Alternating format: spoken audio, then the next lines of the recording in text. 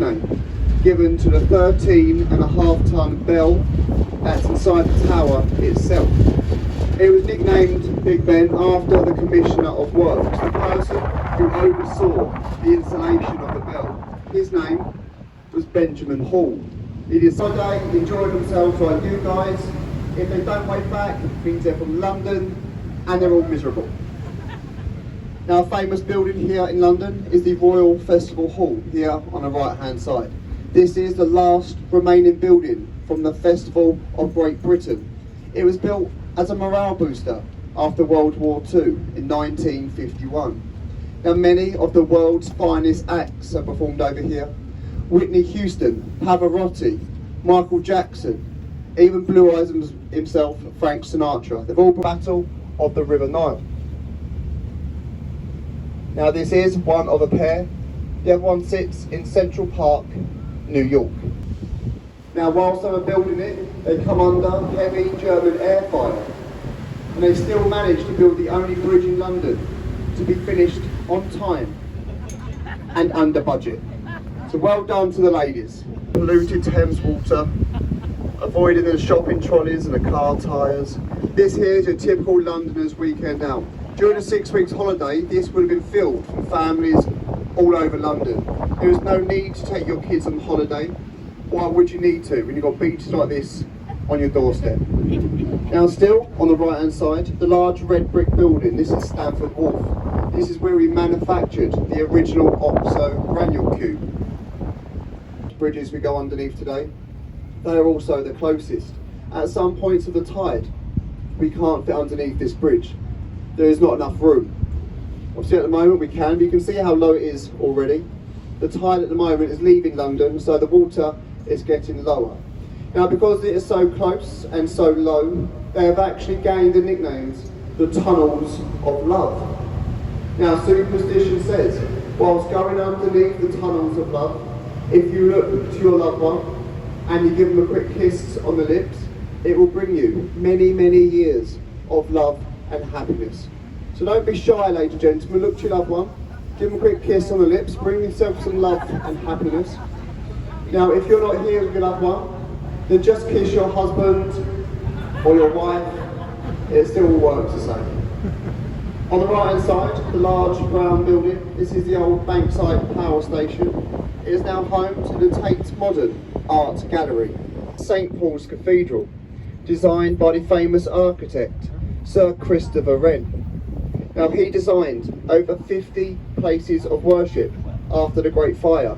Many regard this to be his masterpiece. Now, you can go in there Monday to a Saturday, and it costs £18 a person. But here's a little tip. If you're around in London on a Sunday, in the morning, you can go in St Paul's for free.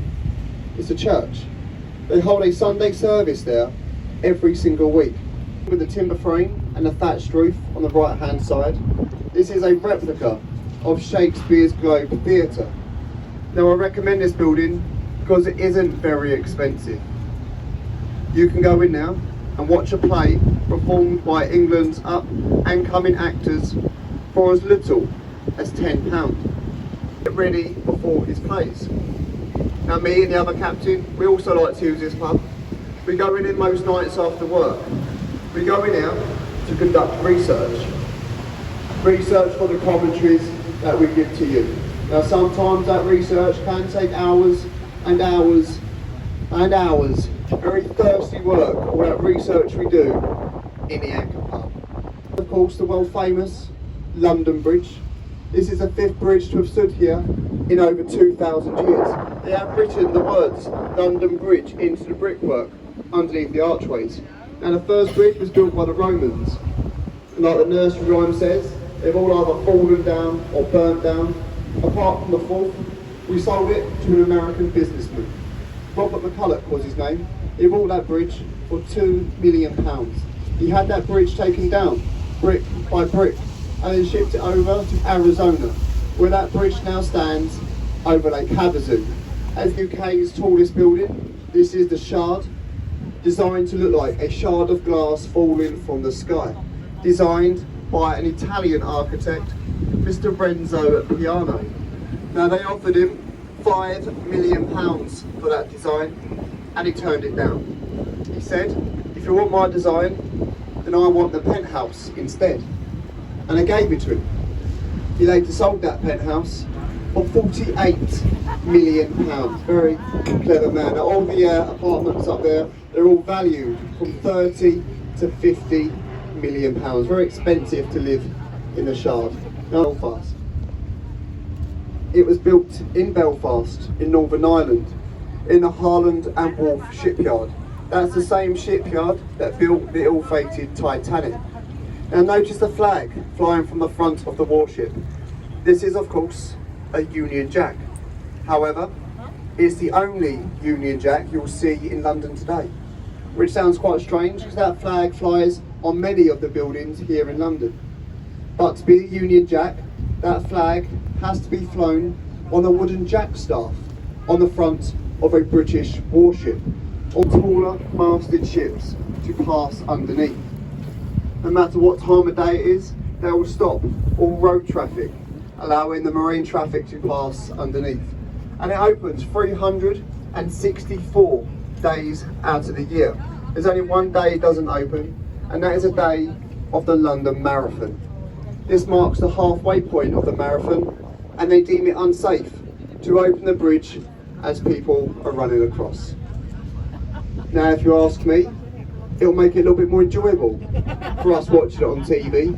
We could turn it into a bit of a long jumping competition, and the runners that don't make it, I could fish them out of the river with my boat, but I say they deem it unsafe.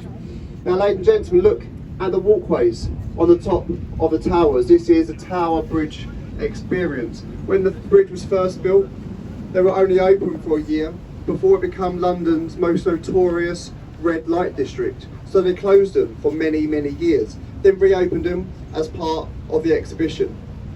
Now in the middle of the walkways is a glass floor. And what's quite a nice thing to do is go up there, stand on the glass floor and watch the river traffic pass underneath your feet. So it's quite a nice thing to do whilst you're here in London. However, ladies, if you are thinking about going up there, be careful with what you're wearing. Ladies that are wearing dresses and skirts, standing on that glass floor, this is a true story. There is a man that stands at the bottom at that bridge nearly every day with a pair of binoculars, trying to catch a glimpse of female skirts. It's a true story. However, if you was to go up there today, you'll be okay, because that man is driving this boat. There he is, the old man. Now the brickwork that surrounds the bridge, that was a Royal Mint where we make money. A Royal Observatory, that was home to London Zoo for over 400 years.